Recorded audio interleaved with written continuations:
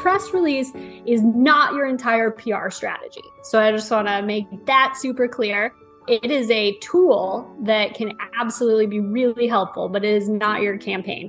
When you are writing a press release, you want to think of it as an announcement. So it has to be something really newsworthy that someone besides your mom and your grandma would be interested in.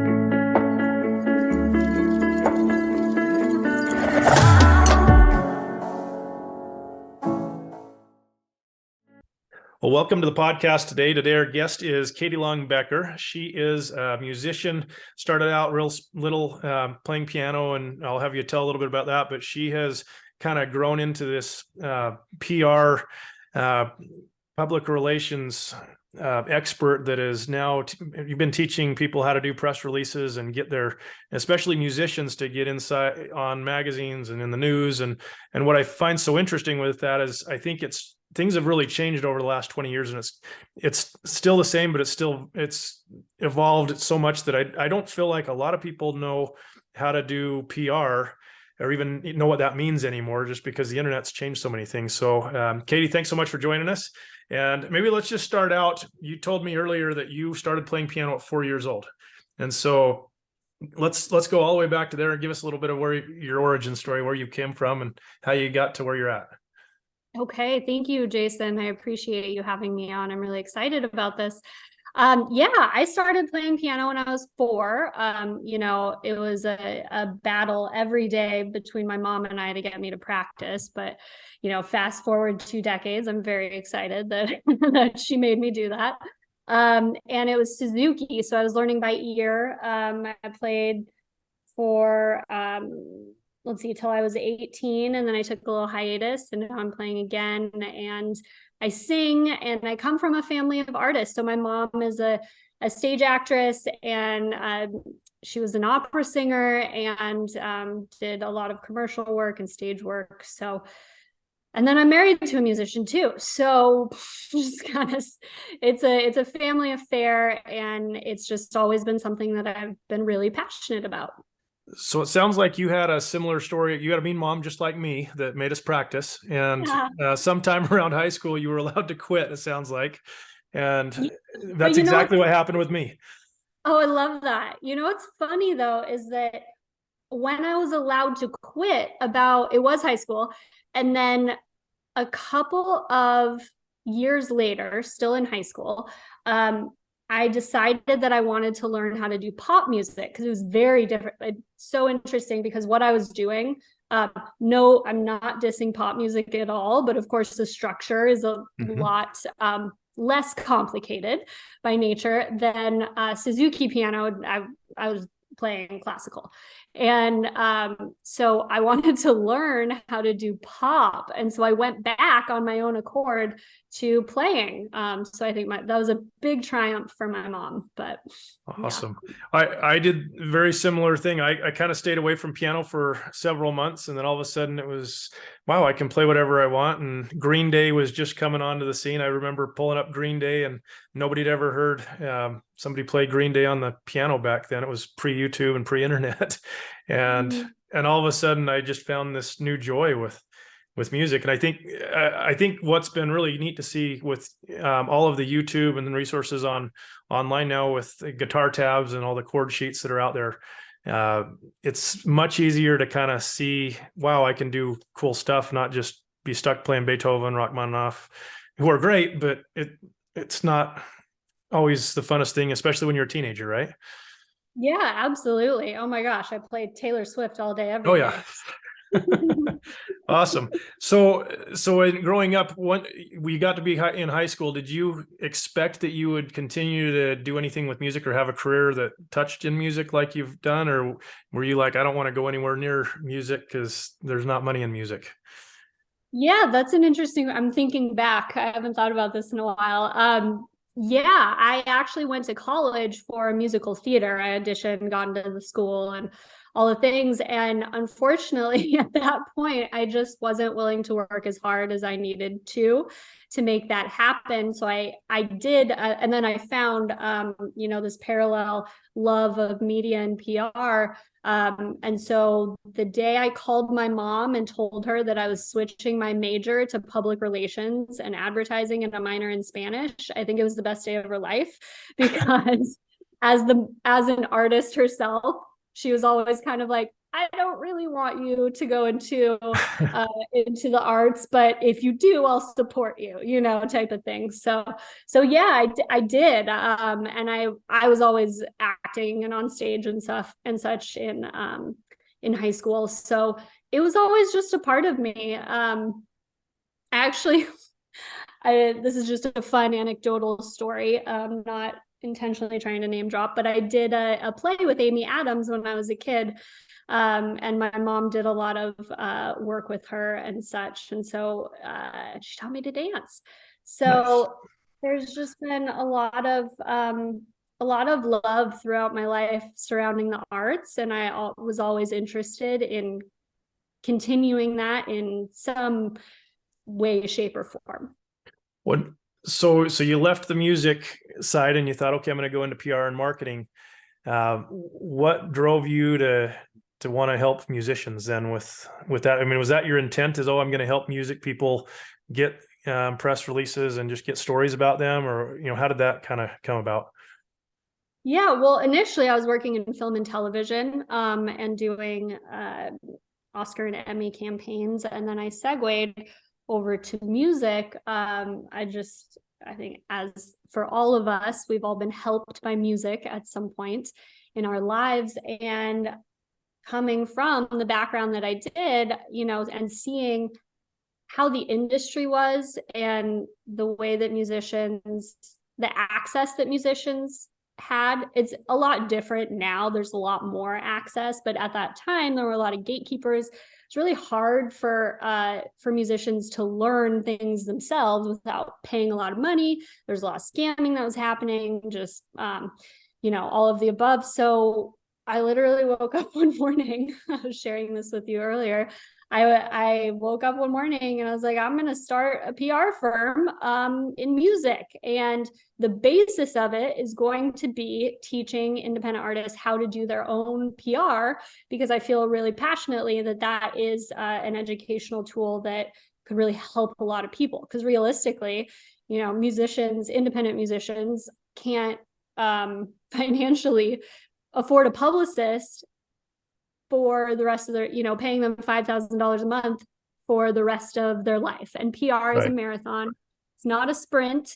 It's definitely a long-term strategy. So I wanted people to be able to learn the skills themselves. And then, the time and place, you can hire someone, and that's great. But then you also have the background and knowledge to know who you're hiring and if they're a good fit for you, and if they're feeding you bullshit, or if they're legit. And there's a lot of that out there on both sides. Wonderful publicists, and then there's a lot of kind of pay for play type things. So yeah, that's where everything was born.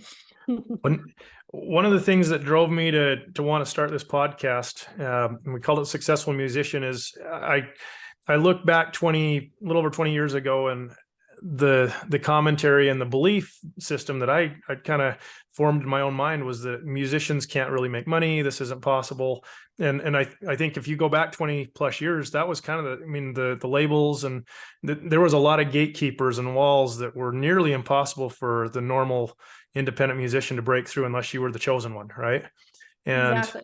And I think that was, and so my hope with this podcast is hopefully we're getting in front of some audiences of these independent, maybe even 20-year-old person just like you were in school that decided, gosh, I don't want to go into music because I want to do PR, but give people an idea, what do they need to know, and is it even possible to do music? So if you were sitting in front of a classroom of theater students, and you were in that room maybe, or had the younger you in there too, and you could give yourself some advice, what would you tell them and teach them about PR and advertising that they might need to know to help them be successful? Focus. Focus on anything is the number one piece of advice I would give. But yeah, just generally on PR, like I said, it's a long game strategy. So there's a lot of misconceptions around PR that, you hire someone and they're going to make you famous overnight, and that's just not the case. There's also misconceptions around the correlation between an article and streaming. So if you get an article in Rolling Stone, you would think that it would up your streaming a lot and bring in a lot of new fans, and that isn't always the case. So my goal is to make sure that there's a lot of transparency around that, and so the artists know exactly the purpose of PR, because it's definitely one of the main pillars of your release strategy, or it should be. But the purpose is to help tell your story online, so it supports your SEO, your search engine optimization. It's great for social content. It's a great talking point for other interviews. You could add it to your marketing materials, to your bio. And it also can snowball into other opportunities. But it's not a quick fix, and you need to think about it from just a longer term, building off of each other and building off of each opportunity. So I would set everybody up straight with that knowledge around public relations. So one of the things as I was working in the banking industry, I went through some basic PR classes and learned about a press release. So my guess is there's several people that have probably never heard, what exactly is a press release? Is it kind of explain, is it that email that you send to somebody with a story idea? Are there certain elements that are important in that? There's basic things that I remember learning when I was in my PR classes back in the day, but you do a DIY, do-it-yourself course on how to do PR, which is awesome. But what are those things that these musicians need to know about in a press release? Yeah, so again, there are some misconceptions with press releases as well, right? PR, press release. So a press release is not your entire PR strategy. So I just want to make that super clear, so there's no confusion. It is a tool that can absolutely be really helpful, but it is not your campaign. So when you are writing a press release, you want to think of it as an announcement. So it has to be something really newsworthy that someone besides your mom and your grandma would be interested in, right? So you have to think, which can be really challenging when you're an artist, because you think, and we all think, anything that we're all involved in, oh, but this is so interesting, because it is interesting to you, and that's fantastic.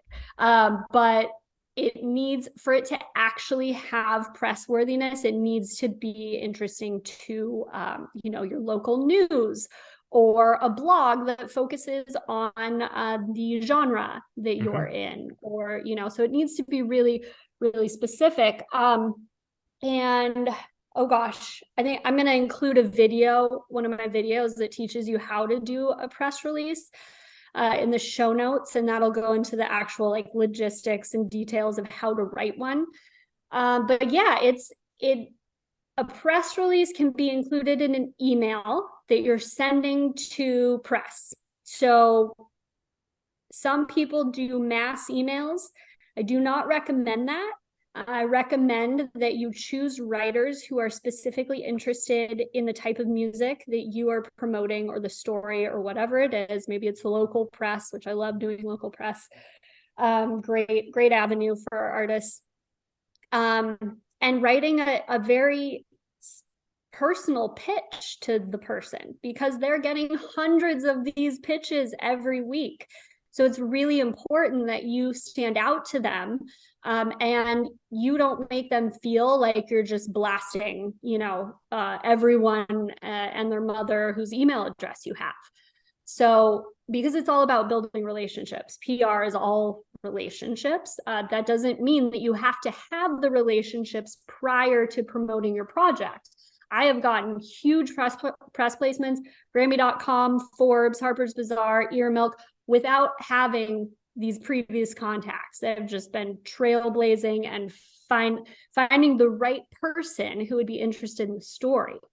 And now, then, of course, you can reach out to those people later. But yeah, so I would just, when you're sending a press release, just make sure it's really targeted. And the press release itself will stay the same. You send an email with it in the body of the email, never attach it. That's a big no-no. Big pro tip there. Always put the press release in the body of the email. Don't ever attach anything, including PDF. I see that a lot. And then write a nice little note to the person telling them why you think that they would be interested in it, and just stroking their ego a little bit, even, like, oh, I saw this article that you wrote the other day, and I really liked this part of it, or this was really interesting to me, this resonated, and here's my project. I think you'd like it because of this. But really short. You want it to be very, very concise. So yeah, those are my top tips for press releases. Got it. And I know you've just recently helped one of your clients got a Grammy nomination. I know you've helped kind of provide collaborations. I know you're really good at introducing other people to each other for the right types of things. I really applaud you for that. But talk to me a little bit about, so you have this client that just is getting a Grammy nomination. As people are listening to it, it's probably right around the time that's going to be actually finding out if they win as well, which is awesome. But how would one even go about thinking, okay, I want to win a Grammy? How do you wake up one day and how do you help somebody achieve that? I mean, as a plan that probably takes them 20 years, what advice do you have for somebody wanting to do that? Absolutely. It's possible. So Cheryl, her name's Cheryl B. Engelhardt. She's up for Best New Age Ambient or Chant Album. And she has had this goal for, I can't remember if it's a decade, it might even be more than that. I think it's more than that. More than that. It's got to be more than that. I mean, we've been working on this for at least 4 years now. So again, it's all about relationships. You got to get into the community. You want to be a member of the Recording Academy. And you really just want to start meeting people and sharing music with them. And the building blocks for us, we've been doing press together for about 4 years, and this is her third New Age album. So all of the other albums and press that have happened because of those albums, those people have all been really supportive of this album. So it's a long-term game, right? So she didn't wake up yesterday and was like, I'm going to win a Grammy. It's been a really thoughtful process, and we've just been building community through outreach for years. and there's a lot more that's involved than that, but that, from my perspective, that's a lot of what my job would be as far as her publicist. Well, and I know a little bit about behind the scenes on this one specifically, but what I think was really impressive with what she did is even before she wrote the music, she'd thought up, there was a story behind it. I'm going to go get on a train. I'm going to, write this music, and here, while I'm on a train ride across the United States. And I think a lot of times as artists, we maybe just, I was in the shower and I had an idea for a song. So, well, that's not, I mean, if you're thinking, you talked about having a story or something that other than your grandma and mom want to hear about, it needs to be more interesting than getting in the shower in the morning and having an idea hit you, right? And absolutely. That's a great point, Jason. This was a really thoughtfully thought out project. And that's really helpful when it comes to PR, because that story is already there and it's authentic. Yep. And so that goes a lot farther than if you're just trying to come up with something on a whim. So yeah, that is a great piece of advice. Actually, thank you for pointing that out, that if you're looking to do press or achieve some sort of accolade or whatever it is, you want to have a very robust story around it. So this is the first album that's ever been written and recorded on a cross-country train.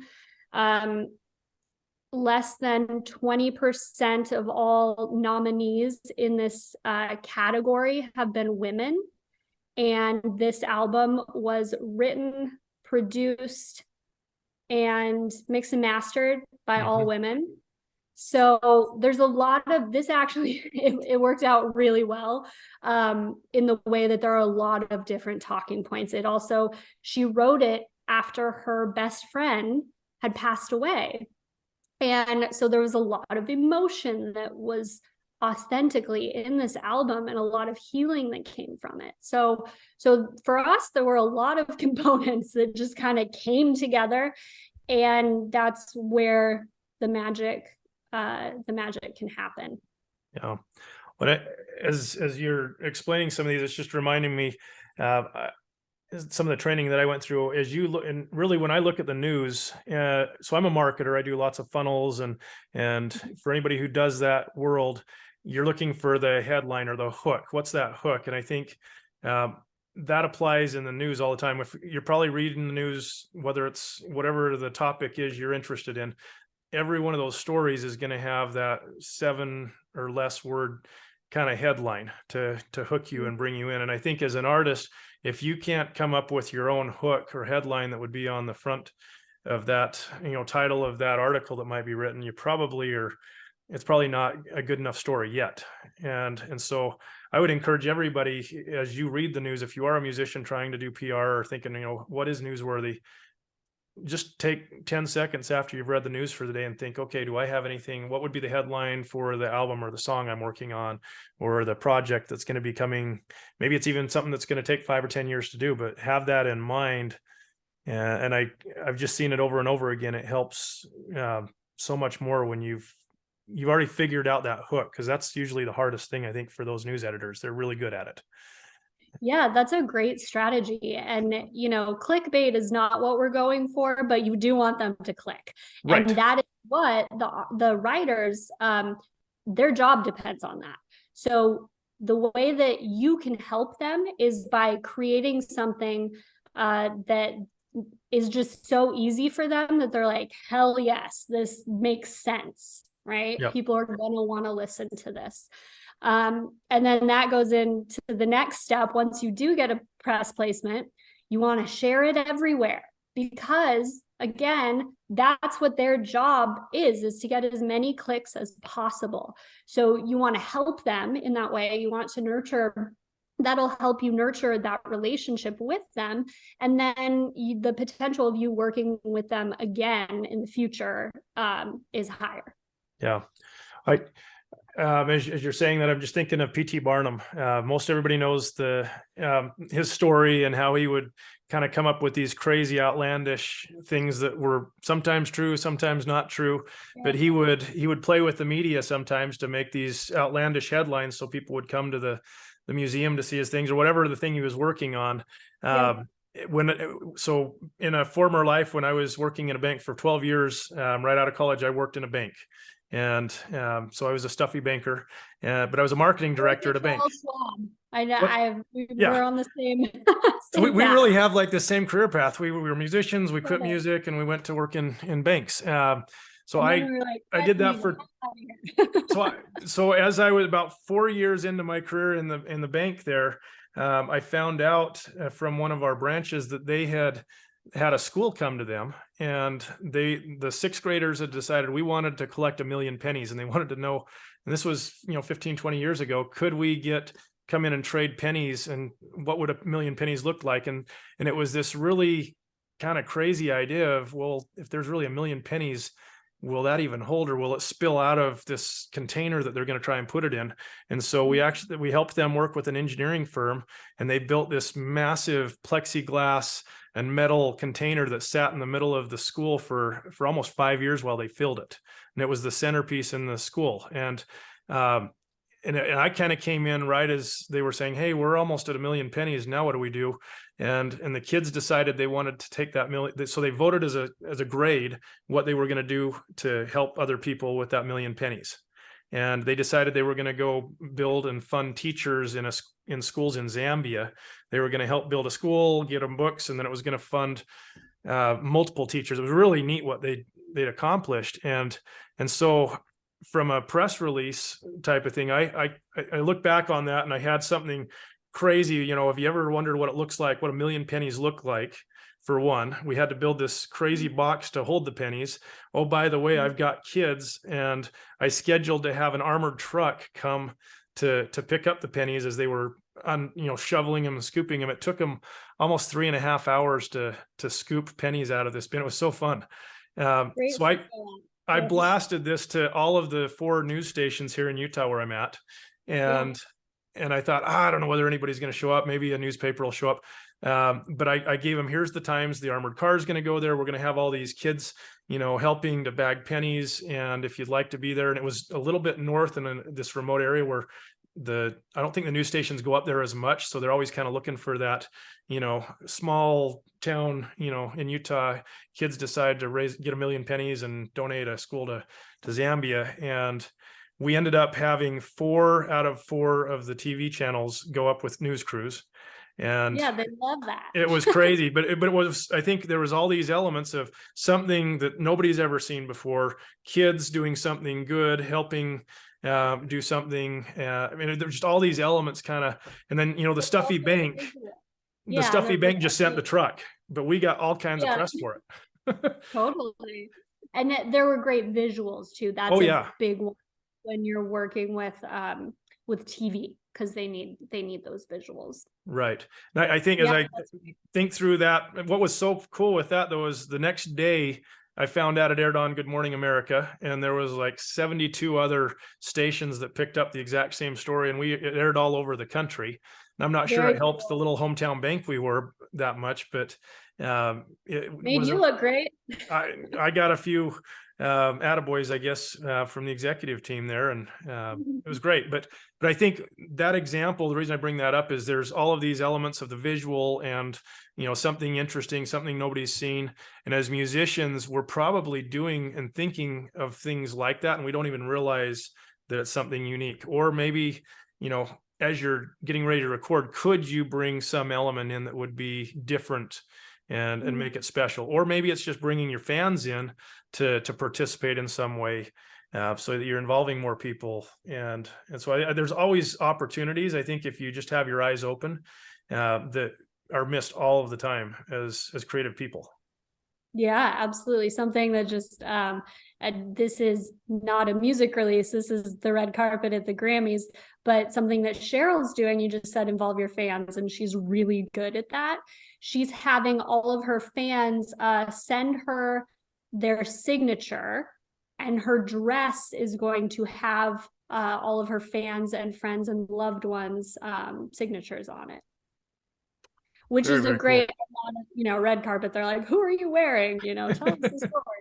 So it's a great fit for that. But involving your fans, collaborations, other artists, there's just sky's the limit.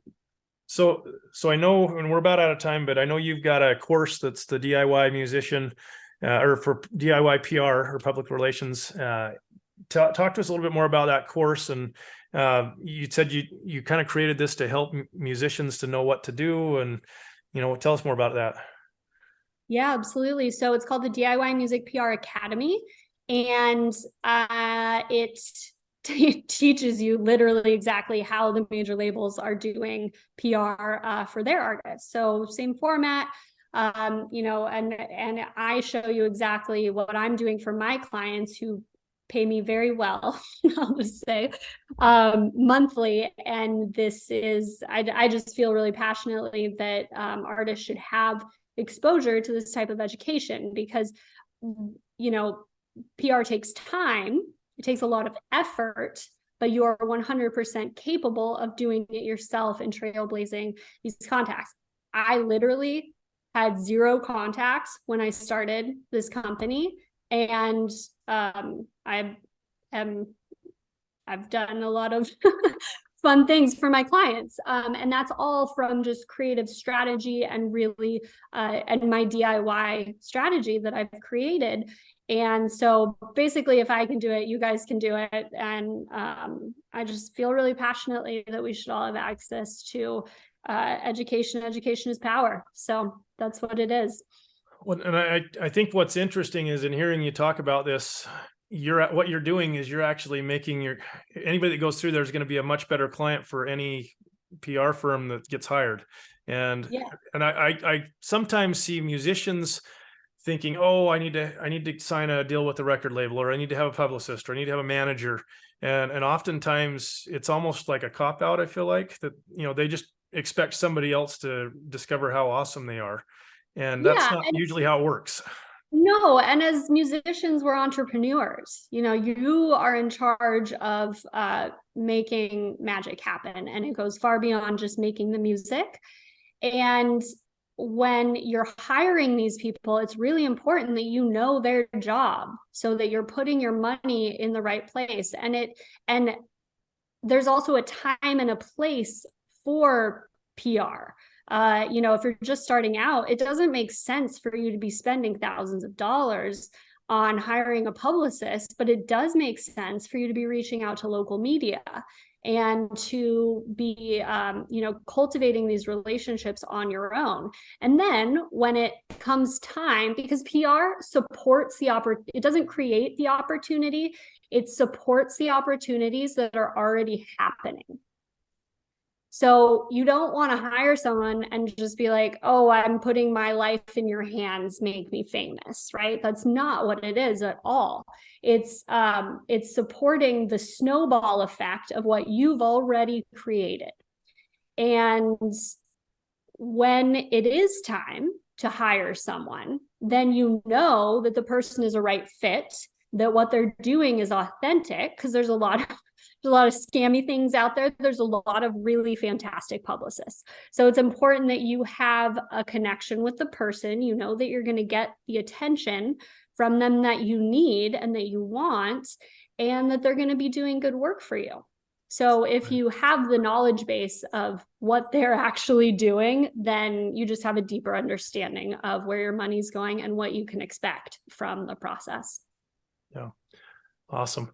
So, one of the questions I often try to ask people is what do you define? And when you hear the word successful musician, what comes to mind when I say that?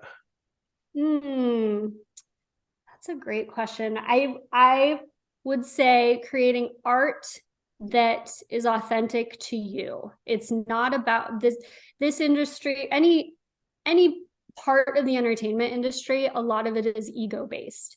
And removing your ego from the situation, from the art that you're creating, and creating art that is actually authentic to you and not doing it from a place of wanting approval from the rest of the industry.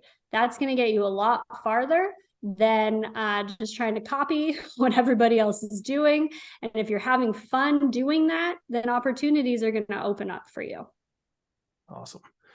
And as you look back on your career, I'm sure you've had a lot of mentors and really smart people help you along the way. Is there any, what's the best advice, I guess, you feel like you've ever been given by somebody that was a mentor? Oh gosh, meet people. Go out and have conversations, because first of all, people are really interesting. And I know it's hard after COVID. It's like we have to flex this other part of our brain that hasn't been working for a couple of years, but it's just so important to have that human connection, because you never know who you're going to meet, and you never know who where that conversation is going to lead. I've had so many interesting conversations that have just led to the next opportunity and the next thing. So PR is about relationships. And if you have a face-to-face with a blogger or a journalist, your chances of getting breaking through the noise and getting a placement is so much higher than just an email outreach. Awesome. Well, Kaytee, if people want to find out more about you, where's the best place to go? I know we're going to put a link to one of your videos that you're giving away for free in the show notes, but where should they go to learn more about you and how you can maybe help them? Yeah, just go to my Instagram and connect with me on Instagram. It's at Kaytee, Kaytee Long, Long Becker, Becker. And maybe you can put that in the show notes. We'll put a link in there for sure. Okay, great. Yeah, and just shoot me a DM. I do something I call an express campaign, which includes the Academy. I'm actually not selling the Academy individually now. It's part of the express campaign that I'm doing for artists. So you get a certain amount of press placements, you get access to the Academy, so you get a little bit of both worlds. You get some social content and online exposure, and then you also get to learn how to do a PR campaign from start to finish. Awesome. Kaytee, thank you so much I think you're filling a gap that there's not very many people doing a great job in the PR world that I know of to help artists. So appreciate you taking the time to do that and spending time with us today. Well, thank you, Jason. I appreciate you having me. It's been so fun. Thanks so much.